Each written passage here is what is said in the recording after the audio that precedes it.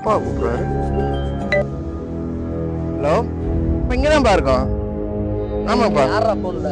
அப்பாடா. உங்க பிள்ளைய கொஞ்சம் 5 நிமிஷம் கூட இருக்க மாட்டீங்களா? பொம்பளை பிள்ளைய கூட்டு வந்த மாதிரி இந்த போன் போட்டுட்டு இருக்கீங்க. மாட்டாங்க அப்படிங்களா இப்படி இருப்பீங்களா? நீங்க அப்பயுமே மனசாமலே இருக்காதீங்க.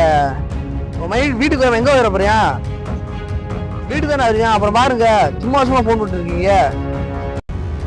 டேய் இந்திரா போனு. என்னடா ஒப்பை எப்படி இருக்கான்?